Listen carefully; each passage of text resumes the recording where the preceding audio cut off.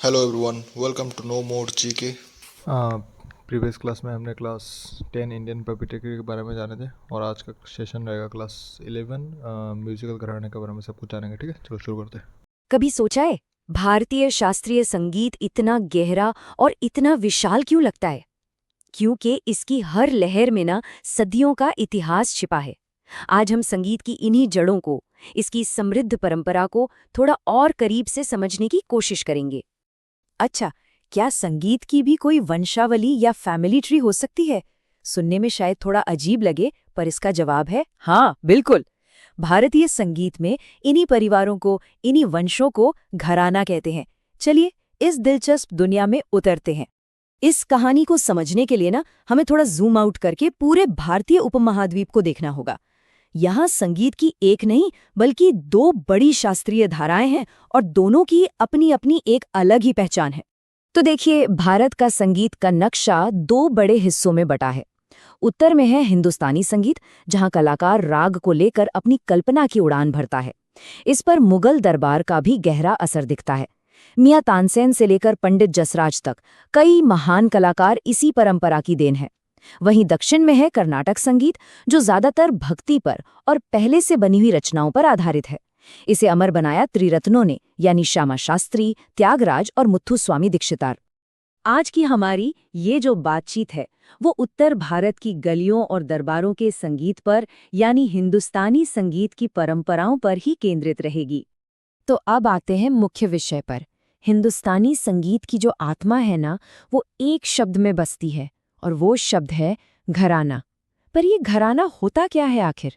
घराना शब्द निकला है घर से, और सच में ये घर जैसा ही है। सिर्फ एक म्यूजिक स्कूल नहीं, बल्कि एक पूरा परिवार, एक पूरी सोच।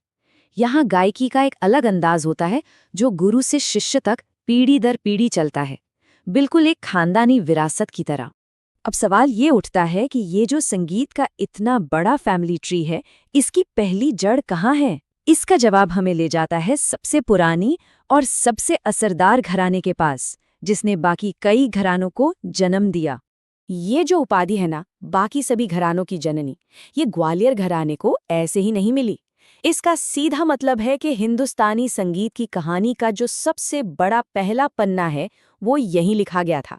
समझिए कि ये वो तना है जिससे संगीत की बाकी सारी शाखाएं निकली। एक ही जगह से संगीत के कितने अलग अलग रंग बिखरे।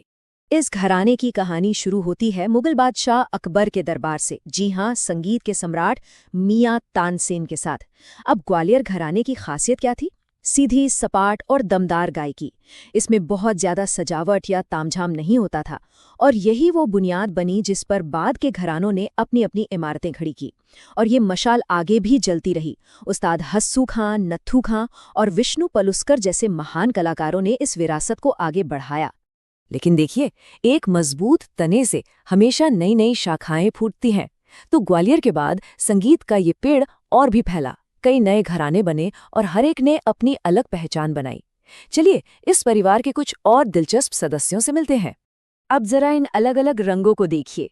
एक तरफ है किराना घराना, जिसकी पहचान है सुरों में डूबी हुई भावनाएं। जब भारत रत्न भीमसेन जोशी गाते थे तो लगता था जैसे हर सुर बोल रहा हो। फिर आता है पटियाला घराना।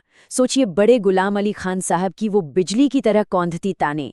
और आगरा घराना अपनी दमदार और लयकारी के लिए जाना जाता है। वहीं लखनऊ घराना अपनी नज़ाकत के लिए मशहूर है। हर घराने का अपना एक अलग अंदाज, अपनी एक अलग कहानी है। यहाँ एक बात समझना बहुत जरूरी है। ये घराने सिर्फ इतिहास का हिस्सा नहीं है जिन्हें हम किताबों में पढ़ते हैं। अरे नहीं, ये तो आज भी जिंदा हैं, सांस ले रही हैं और वक्त के साथ बदल भी रही हैं। तो असल में ये घराने ही वो मजबूत धागे हैं जो उत्तर भारतीय शास्त्रीय संगीत के कल को आज से और आज को आने वाले कल से जोड़ते हैं। इन्होंने ही सदियों से इस अनमोल कला को बचाकर रखा है।